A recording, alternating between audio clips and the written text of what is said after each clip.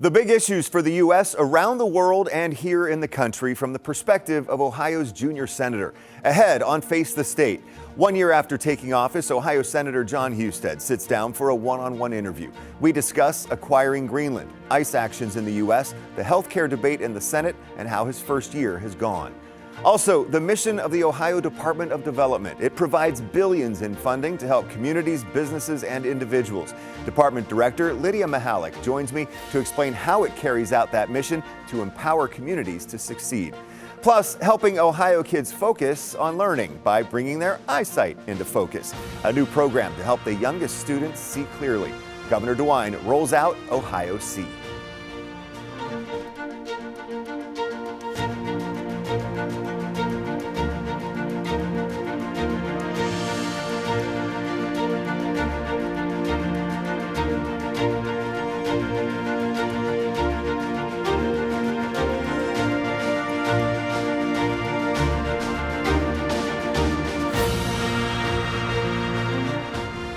Thanks for joining us for Face the State. I'm Doug Petcash.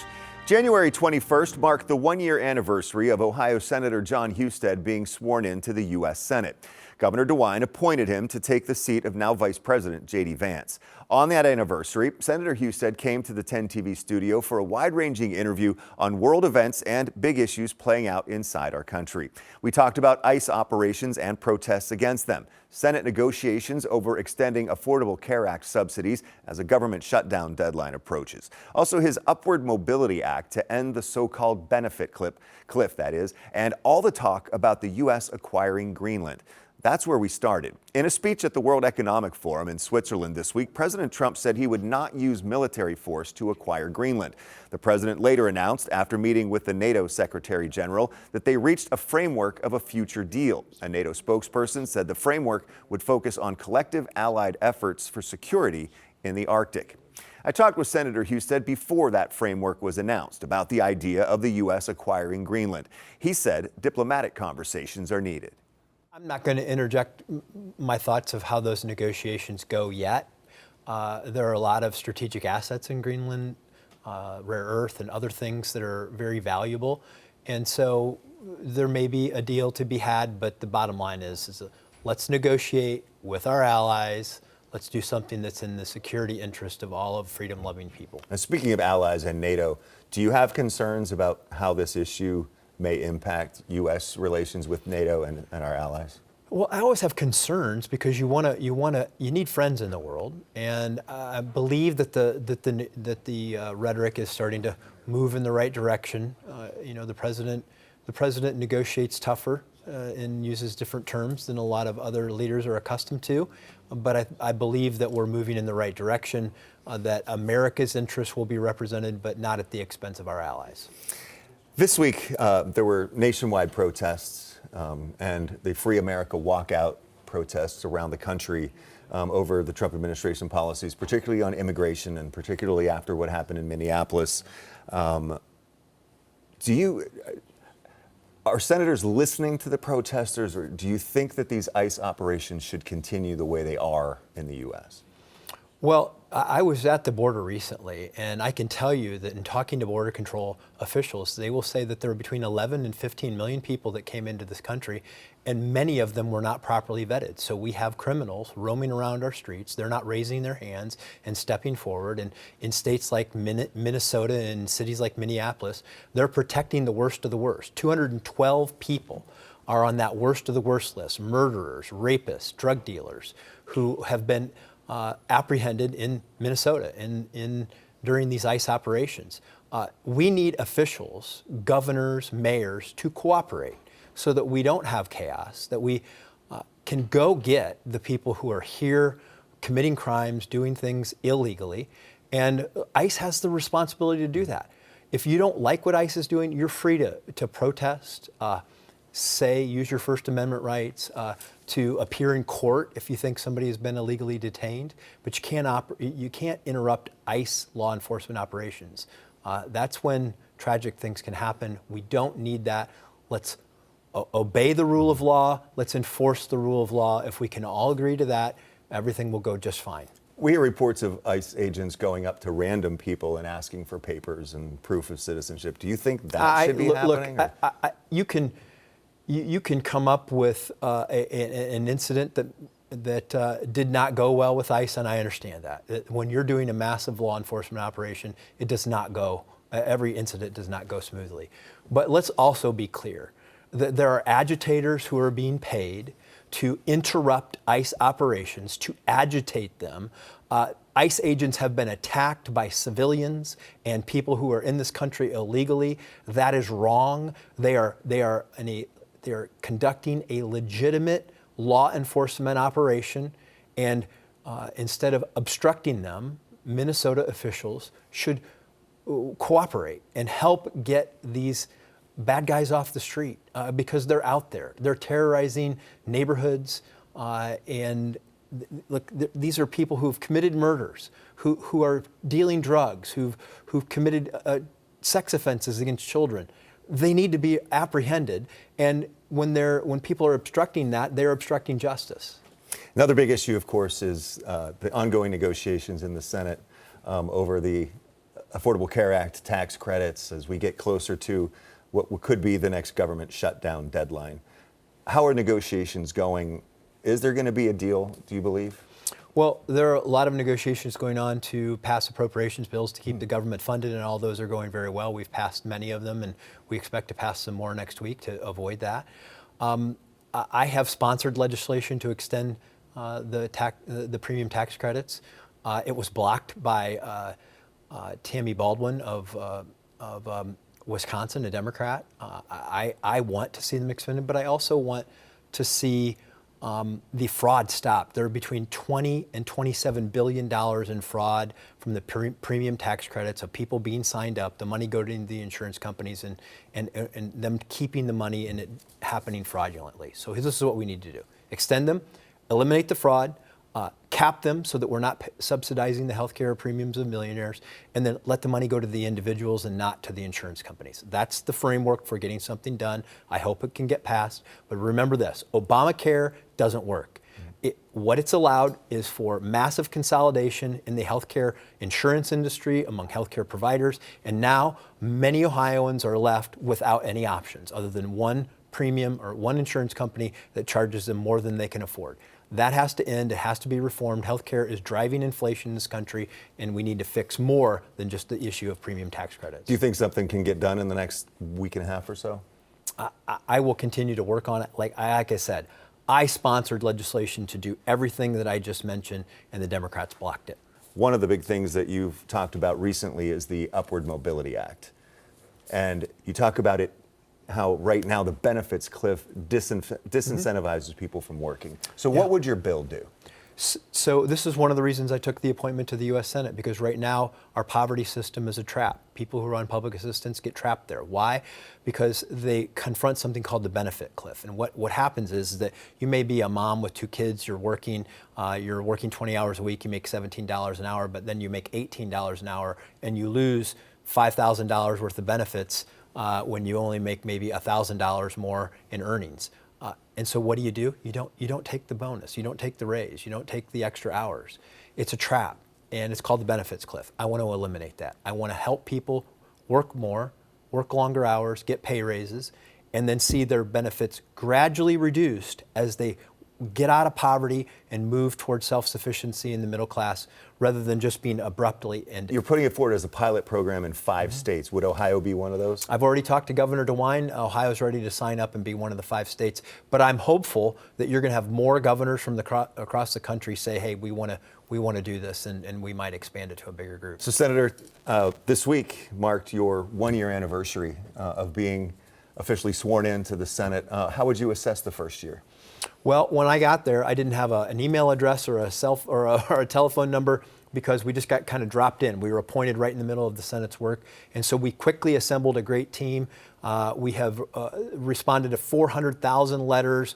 We've taken more than 400 in-person meetings. We've done telephone town halls in all 88 counties. So we're trying to do customer service first. That's the most important thing. When people call us and they need help with veterans benefits or Social Security or IRS, we respond. We've returned more than 4.5 million dollars to people that were trapped in the federal government. So that's first and foremost my number one job. But I've also gotten 3 bills passed. Sometimes you work for years in the U.S. Senate without getting a bill passed. I have 3 of them passed, including making appliances more affordable, making prescription drugs more affordable, and protecting the Great Lakes. So those are things that are top of my list. But what I'm most proud of is that I said I was going to go there and fight for working families, and that's what we've done. And the Working Families Tax Cut Act, instead of seeing a $3,500 tax increase, Ohio families got more than a $5,000 tax cut. No tax on tips, no tax on overtime, cutting taxes on Social Security, and a $2,200 per child tax credit for working families that's going to help the average Ohio family have more take-home pay to make life more affordable to them. Senator Husted will face off against former 3-term Democratic Senator Sherrod Brown in the November election. Brown held 2 roundtables this past week, one in Cleveland and one in Youngstown, focusing on the Social Security Fairness Act and on affordability issues. In a recent statement, Brown said in part, as hundreds of thousands of Ohioans drown in debt and high costs, Husted continues to tell families to just earn more money while doing nothing to deliver relief they need. Jon Husted cannot be trusted while Ohioans' health care hangs in the balance. Coming up next on Face the State, a conversation with Ohio Department of Development Director Lydia Mihalik, how the department works to help Ohio businesses, communities, and individuals thrive.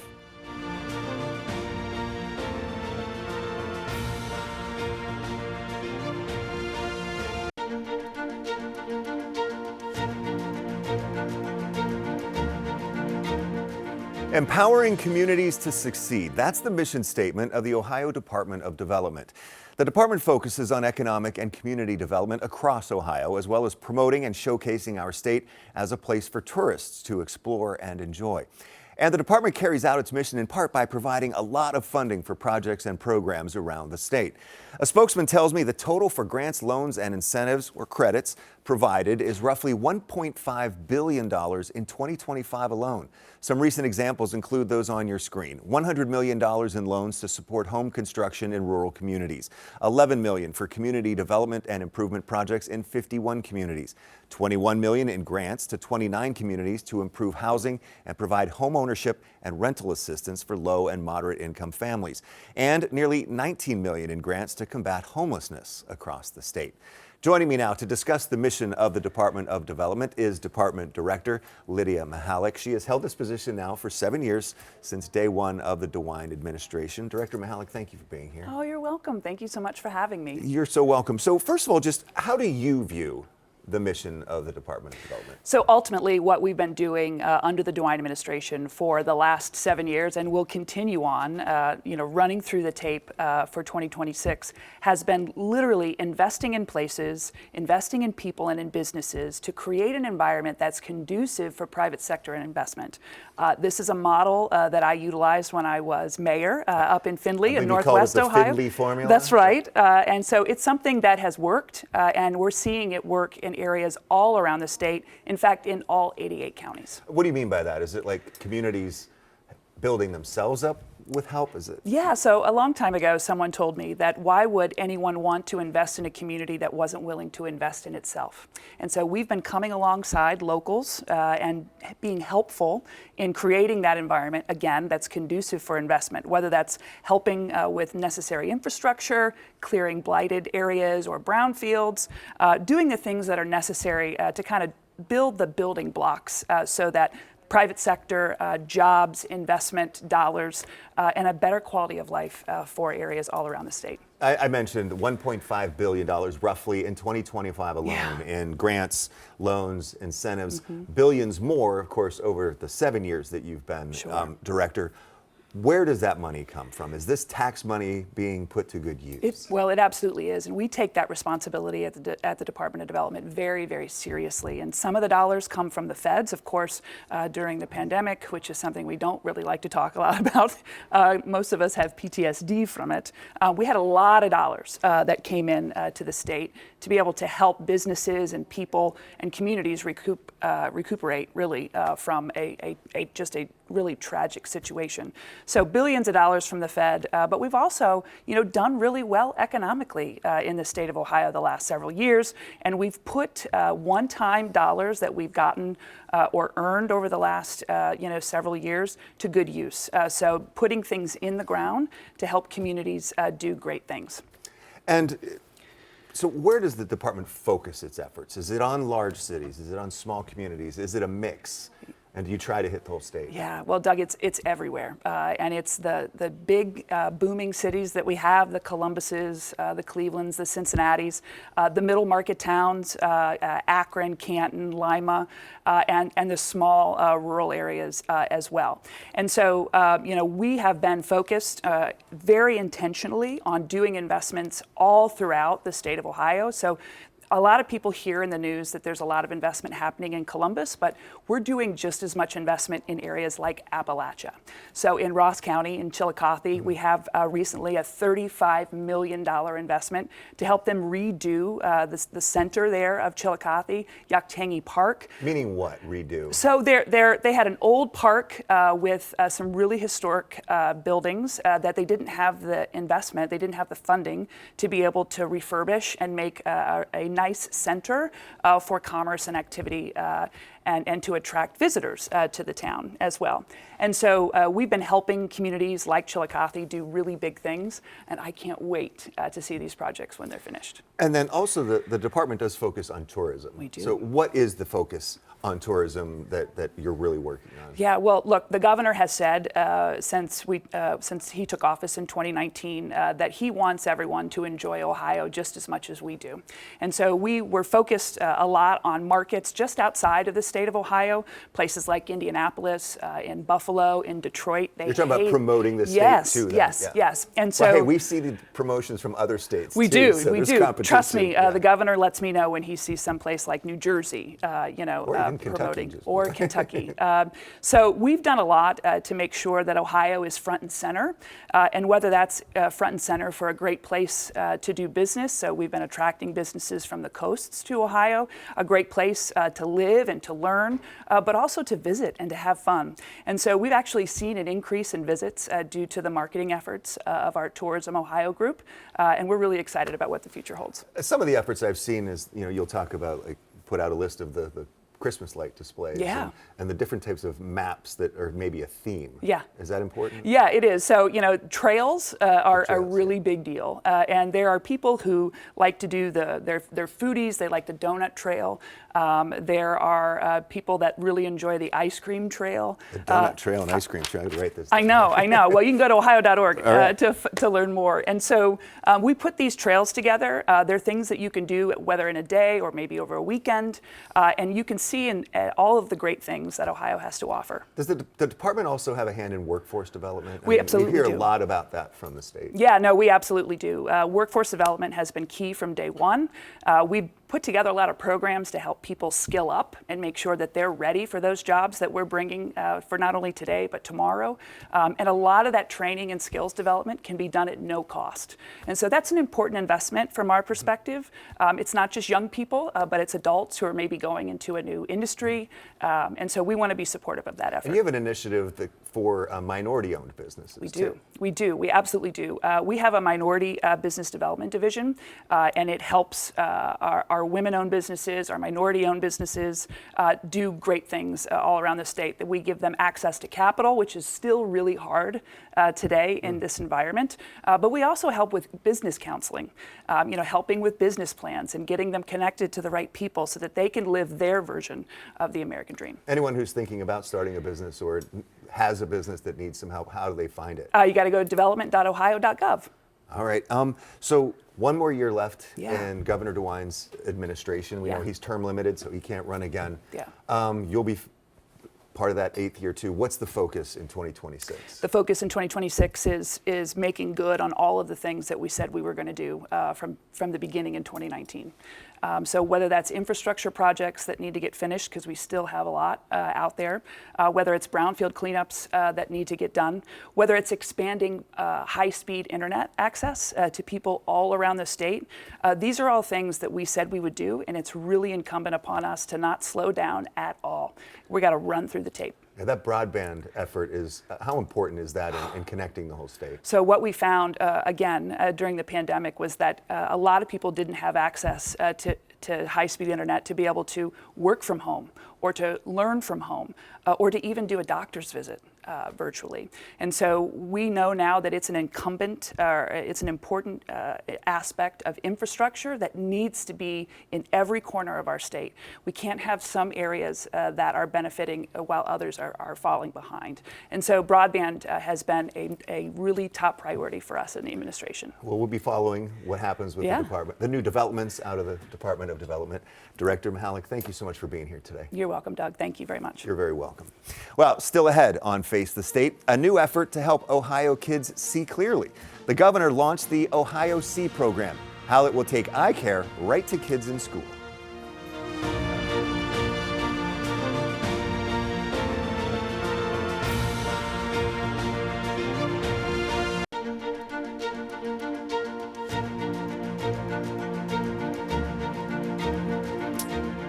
An update now on a story we've been following. After a setback, an Ohio group has restarted their push to block Ohio's new recreational marijuana and hemp law. Ohioans for Cannabis Choice submitted new summary language to Attorney General Dave Yost for a petition against Senate Bill 56. They aim to get a referendum on the ballot in November. The law bans intoxicating hemp products from being sold at places other than licensed dispensaries and bans THC drinks altogether. It makes buying marijuana in another state and bringing it to Ohio a crime and limits home grow to 6 plants, among other regulations. That law is set to take effect in March. The Attorney General rejected the original petition language on January 13th, saying it would mislead a potential signer about the scope and effect of the law. Ohioans for Cannabis Choice say they addressed every issue raised by Yost and are confident the Attorney General will approve the petition's reworked language. A new children's eyesight program aimed at serving Ohio's highest need counties has officially launched. We've told you about Ohio See, which Governor Mike DeWine first announced back in September. The program will serve 15 counties, including Franklin County, where the Department of Health found 80% of children who need additional vision care do not receive it. The governor announced the launch Wednesday at the Campus International School in Cleveland. Several students from kindergarten through 3rd grade received fitted eyeglasses at no cost. Reading is the key to success in school. It's obviously also the key to success in life. And we frankly have to do a better job. All of us have to do a better job in making sure every Ohio child can read. It's because of your support and for programs like Ohio Sees that our students can fully embrace these opportunities, thrive, and reach their full potential. Thank you for that investment in our future. School districts can request more information about joining the program from the Ohio Department of Health website. And Lieutenant Governor Jim Tressel went to Cincinnati for the first stop of his statewide Work Ohio kickoff tour. Work Ohio aims to help Ohioans get in-demand jobs in their field through support from teams of regional job experts. Ohio job seekers can request job resources, career tools, and even one-on-one support from a local job expert in their field. I think that it's really important for people to feel like they don't have to navigate through logins and setting up passwords and filling out forms and so forth if they're just wanting to get in conversation about what are the opportunities. And you can access these new resources at the website on your screen, workohio.gov, just workohio.gov. Thank you for joining me this week for Face the State. I'm Doug Petcash. I'll see you back here next Sunday at 11:30.